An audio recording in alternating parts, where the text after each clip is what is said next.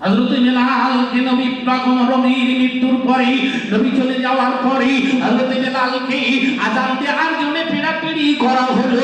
হযরত ইমামে হাসান, হযরত ইমামে হুসাইন আবার বললেন, বেলাল তুমি আবার মসজিদের মিম্বারে দাঁড়িয়ে আযান দাও। হযরত বেলাল রাজি হলেন না। ওই সময় বললেন, আমি কি করে আযান দেব? আমি যখন আশহাদু আন্না মুহাম্মাদার রাসূলুল্লাহ বলি, আমার রাসূলুল্লাহ তখন প্রেজেন্ট থাকি, কিন্তু আমি বেলাল যখন আশহাদু আন্না মুহাম্মাদার রাসূলুল্লাহ বলবো, আমার রাসূলুল্লাহকে আমি দেখতে পাবো না। এই বলে হযরত বেলাল রাজি হলো না। হযরত ইমামে হাসান, ইমামে হুসাইনের এমনি করে পিড়াপিড়িতে হযরত বেলাল মদিনার মসজিদের মিম্বারে আযান শুরু করে দিয়েছে। আশহাদু আন্না মুহাম্মাদার রাসূলুল্লাহ বলার সঙ্গে সঙ্গে অজ্ঞান হয়ে পড়ে গেল। বেহুশ অবস্থায় রাসূলের কথা বলতে বলতে আবার যখন জাগ্রত হলো, সাহাবারা জিজ্ঞেস করলেন, বেলাল কি ব্যাপার, কি ব্যাপার, তুমি আযান দিতে দিতে কেন অজ্ঞান হয়ে পড়ে গিয়েছো? হযরত বেলাল বলেছিলেন, ও রাসূলের সাহাবা, আমি আযান দিতে পারবো না, কারণ আমি বেলাল যখন নবীর নাম নেব তখন নবীকে দেখে না দেখে আমি বেলাল আযান দিতে পারবো না। আমি যখন আশহাদু আন্না মুহাম্মাদার রাসূলুল্লাহ বলেছি, আমার রাসূলুল্লাহকে দেখতে পাইনি, আমি বেলাল অজ্ঞান হয়ে আল্লাহর জমিনে পড়ে গিয়েছি। কি ভালোবাসা! আমার নবী প্রেমে পাগল হয়েছে। ঈমান কাকে বলে? ঈমান কাকে বলে? হযরত বেলালের জীবন চরিত্র ফলো করলে পাবো। হযরত মুসাইবকে ডেকে বলা হয়েছিল, যে কথা বলতে বলতে আমি রেখে এলাম, এই মুসাইব তোমার এক হাতে খানা আর এক হাতে পানি, এত সুন্দর ঠান্ডা পানির ব্যবস্থা, এই মুসাইব জেনে রেখে দাও, শর্ত হলো একটা, যদি তুমি ঈমানি কালেমাটা বলে যাও, যদি নাকি তুমি ঈমানি কালেমাটা ছেড়ে দাও, যদি নাকি তুমি আমার বাপ দাদার 14 পুরুষের ধর্মে ফিরে আসো, এ মুসাইব আবার তোমার খানে দেয়া হবে, তোমাকে পানি দেয়া হবে। হযরত মুসাইব বলেছিলেন, না না না না না, তোদের খানার পানির প্রয়োজন নাই, যিনি আমার জীবন দিয়েছেন, যিনি আমার হায়াত দিয়েছেন, আমার জন্য খানার পানির ব্যবস্থা তিনি করে দিয়েছেন। অতএব আমি বেলাল, আমি মুসাইব, আমার জীবন থাকা অবস্থায় আমি কালেমা তয়্যিবা ভুলতে পারবো না। হবে না, কালেমা বলতে পারবো না। পানি দেওয়া হলো না, খাবার দেওয়া হলো না, আবারও বন্ধ করে দেওয়া হলো। ঘরের ভিতরে আবারও আটকে দেওয়া হলো। রাতের অন্ধকারে জানলার হয়ে আমার আল্লাহ পার হয়ে যায়। আল্লাহ বলেন, ফাজকুরুনি আযকুরুকুম ওয়াশকুরুলি ওয়ালা তাকফুরুন। বান্দা তুই যখন আমার স্মরণ করবি, আমি আল্লাহ তোকে স্মরণ করব। বান্দা তুই যখন আমার দিকে হেঁটে আসবি, আমি আল্লাহ তোর দিকে দৌড়ে দৌড়ে পৌঁছে যাব। ওরে মুসাইবকে ঘরের ভিতরে তালা বন্ধ করে দিয়ে চলে যাও হলো। এমনি অবস্থায় সময় ঠিক হযরত মুসাইব রাতের অন্ধকারে আল্লাহকে ডেকে বলে, আল্লাহ আমি তো অন্যায় করিনি, আমি তো কালেমা পড়েছি, আমার নবীর প্রচারিত কালেমা দ্বীনকে বিশ্বাস করেছি, তোমাকে এক আল্লাহ বলে মেনেছি। আল্লাহ এটাই যদি আমার অপরাধ হয়ে থাকে, এটাই যদি আমার অন্যায় হয়ে থাকে, এটাই যদি আমার দোষ হয়ে থাকে, ওরা যত খুশি আমায় অত্যাচার করে করুক, ওরা যত খুশি আমার উপর বিচার করে করুক, আমি মুসাইব আমার কোনো দুঃখ নাই, কারণ আমার এই ব্যথা যন্ত্রণা যদি তুমি সইতে পারো, আমি মুসাইব সইতে পারবো, আমার কোনো সমস্যা হবে না। ও আল্লাহ, তা যদি হয়, যদি আমার ঈমান আনায় তুমি খুশি হয়ে থাকো, আর ওদের অত্যাচার যদি তোমার কাছে পছন্দ না হয়, ওদের কষ্ট যদি তুমি মেনে নিতে না পারো, তাহলে মুসাইবের জন্য একটা ব্যবস্থা করো, মুসাইব এখান থেকে তুমি পার করে দাও। ও মুসলমান, মুসাইব সাজদায় পড়ে কেঁদেছে। পৃথিবীর জীবনে আল্লাহর নৈকট্যতা পেতে গেলে সাজদায় পড়ে কাঁদতে হবে। কোথায় কাঁদতে হবে? সিজদায়। ওর থেকে আর নত হওয়ার জায়গা নাই। একেবারে আল্লাহর রহমতি পায় মাথা ঠুকে ঠুকে কাঁদো। হযরত মুসাইব কাঁদছে, মাথা তুলে দেখি কম্পিউটারের মতো বন্ধ ঘরের দরজাটা আমার আল্লাহর কুদরতি কামেলায় খুলে গিয়েছে। জোরে বলা যাবে না?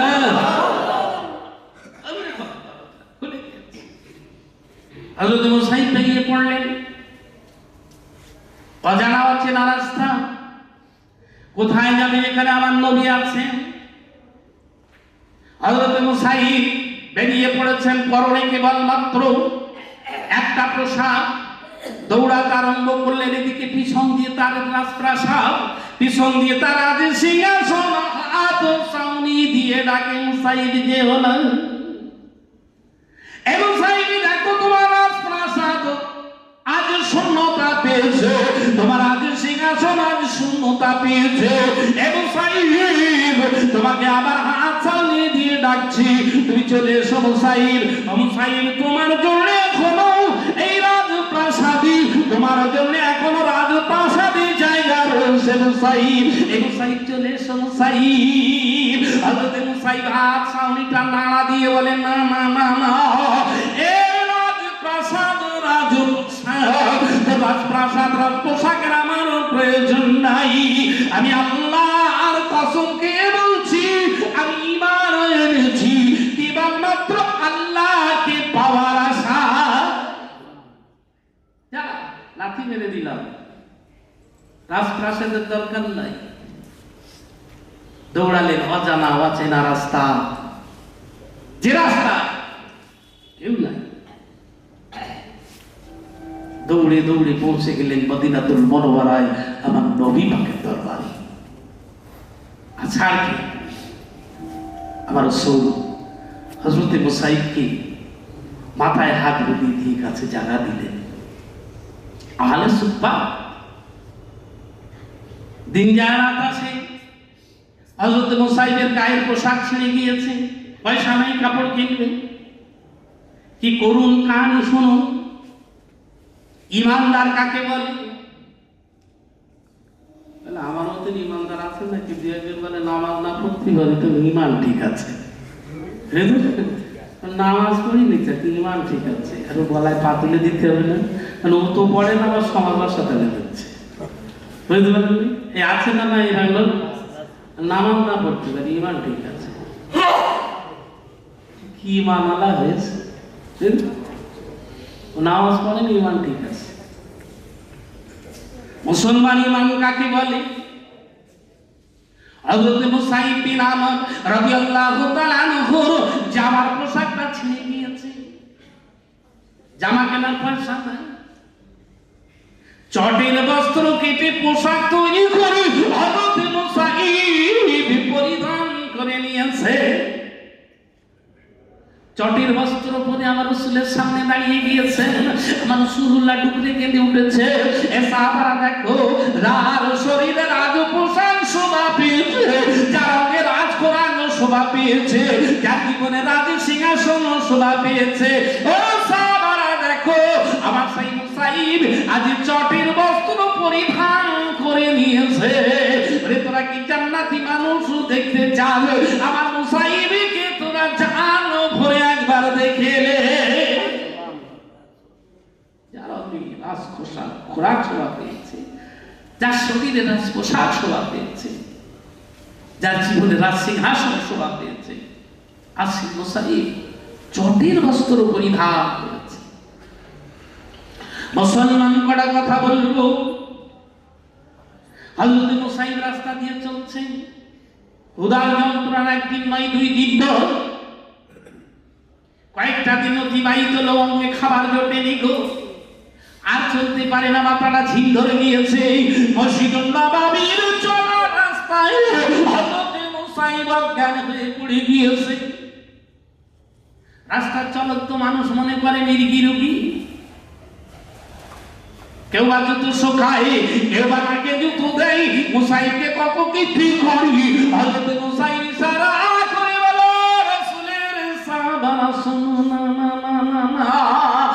পাক আমার কোনো রোগ দেয়নি, আল্লাহ পাক আমার কোনো ব্যয়নাম দেয়নি গো।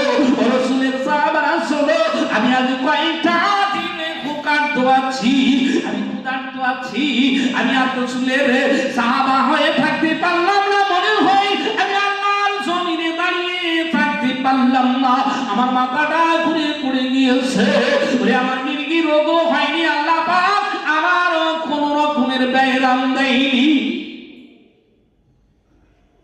সেই গোসাই যে বাদশা ছিল, যার রং বিরঙের খাবার যার সামনে মজুদ থাকত, যার রং বিরঙের খাবার যার শোভা পেত, দাসীরা যার আপ্যায়নে ব্যতিব্যস্ত থাকত, হাজারো মানুষ তার হুকুম শোনার জন্য থরহরি কম্পের মতো দাঁড়িয়ে থাকত, সেই পাগলটা আছে ক্ষুধার্ত অবস্থা আল্লাহর জমিনে মাথা ঘুরে পড়ে গেছে। এই দুর্বল শরীর আক্রান্ত, যুদ্ধের ডাক এসে গিয়েছে, যুদ্ধের ডাক এসে গিয়েছে। কাফের বেঈমানরা ইসলামটাকে ধ্বংস করে দেবে বলে, ইসলামটাকে শেষ করে দেবে বলে, ইসলামকে নিশ্চিহ্ন করে দেবে বলে ষড়যন্ত্রের চাল চেলে তারা অগ্রসর হচ্ছে। আমার নবী তাদেরকে প্রতিরোধ করবে বলে ওই যুদ্ধের সেনাপতি হিসাবে একজন রুগ্ন সাহাবীকে বেছে নিলেন, যার নাম হলো হযরত মুসাইব। যার অঙ্গে পোশাক নাই, যার শরীরে তাকত নাই, যে কয়েকদিন না খেয়ে ক্ষুধার্ত, চলতে পারে না, এইরকম একজন দুর্বল সাহাবীকে রাসূল সেনাপতির দায়িত্ব দিয়েছেন। আর সেনাপতি মানে যুদ্ধ পরিচালনা, পুরো দায়িত্ব কার? কোন দিক কাফেররা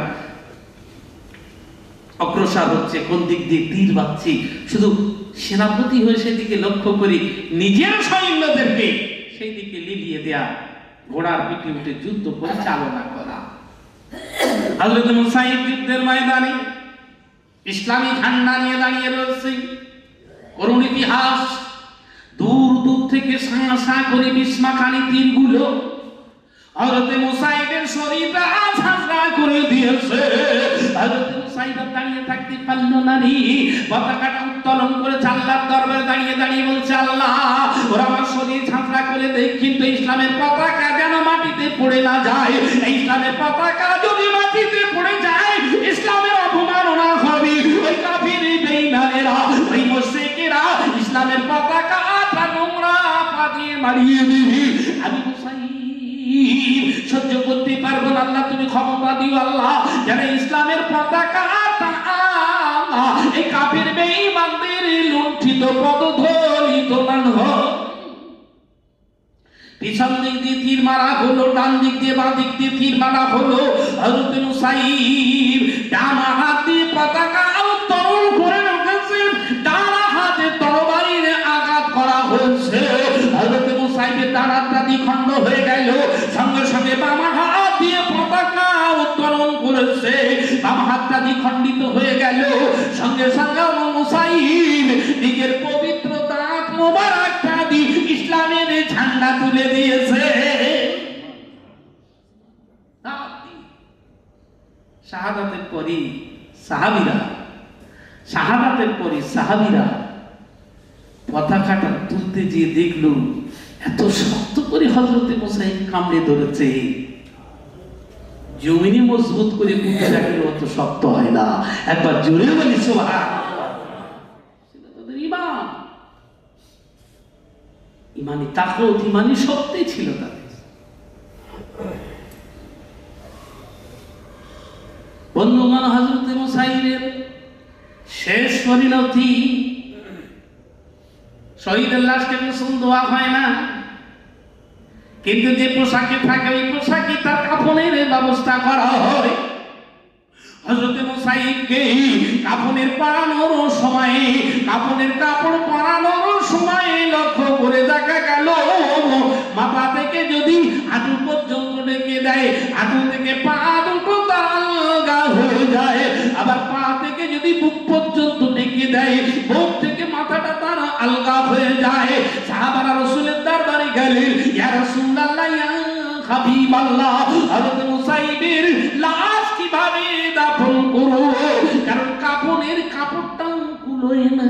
আমার রাসূল টুকরে কেঁদেছিলেন, বলে দেখো যে মুসাইবের রঙের আজ পোশাক শোভা পেয়েছে, বিভিন্ন জরির পোশাকে আবৃতি থাকতো, যে মুসাইবের আজ সিংহাসন ছাড়া চলিনি, রাজ খোরাক ছাড়া চলিনি, আজ সেই মুসাইবের মৃত্যুর সময় কাফনের অকুল হয়ে গেল।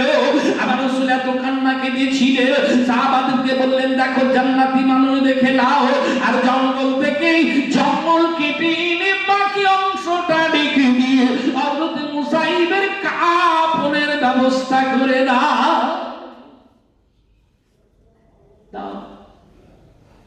এটা তাদের জীবন জিন্দেগি, এ ছিল তাদের প্রেম ভালোবাসা। এরাই তো হলেন মাহবুব ইলাহি, খোদার বন্ধু। এই মাহফিলে যেখানে আমরা আসি প্রতি সপ্তাহে বিভিন্নভাবে বিভিন্ন বায়ান শুনি, কিন্তু সব থেকে বড় কথা হলো নিজেকে পরিবর্তন করতে পারিনি, নিজেকে পরিবর্তন করতে পারিনি, এটাই জীবনের ব্যর্থতা। এত আলোচনা করার উদ্দেশ্য, যদি একটু আছাড় পেটে যদি পরিষ্কার জমি হয়, ফসল মনে হয় ভালো হবে, তাই বক্তারা চেষ্টা করে আচার পরিষ্কার করার, কিন্তু আসলে আচার যদি আচারই রয়ে যায়, বক্তার লাঙলে যদি জমিতে ফাল না লাগে, তাহলে কিন্তু সব বেকার। এই জন্য আমরা যারা আসি, আমরা যারা এখানে উপস্থিত, অন্তত কি নিজের জমিটা আচার জমিটা পরিষ্কার করি, আল্লাহর সিংহাসনটা নিজের অন্তরে বসানোর চেষ্টা করি। আল্লাহ ইয়াকে রাস্তায় যায়, খবর লাইনটা নিজের হৃদয় জায়গা দেয়, তাহলে জীবন পরিবর্তন হবে, নইলে তামাম জীবনটা বেকার হয়ে যাবে, আল্লাহ খুঁজে পাবো না, হায় ছাড়া কোনো রাস্তা থাকবে না। তাই বলে বন্ধু, নিজেকে পরিবর্তন করতে হবে, নিজেকে সিরাতাল মুস্তাকিমের রাস্তার উপরে চলতে হবে। যাই হোক, মাহফিলে জিকির লম্বা চওড়া আলোচনা নয়, বুঝতে পেরেছেন? আল্লাহ চাইলে আবার সামনের সপ্তাহে যদি আল্লাহ আমাকে হায়াতে রাখেন, আপনি যদি আসেন, আবার কিছু আলোচনা করা যাবে, বুঝতে পেরেছেন? কারণ খুব বেশি লম্বা চওড়া জিকিরে বায়ান করা সম্ভব নয়। যেহেতু এটা জিকিরের বায়ান হলো না, একটা কেবলমাত্র রাস্তা দেখানোর বায়ান হলো, এটা মাহবুব ইলাহির বায়ান হলো। সেই জন্যে আমরা চেষ্টা করবো আল্লাহ পাক আমাদের সকলকে শোনা এবং বলার থেকে বেশি বেশি বেশি বেশি কাজে পরিণত করার তৌফিক দান করে। আল্লাহুম্মা আমিন। আসুন বিসমিল্লাহির সূরা ফাতিহা, সূরা ইখলাস, দরুদ শরীফ।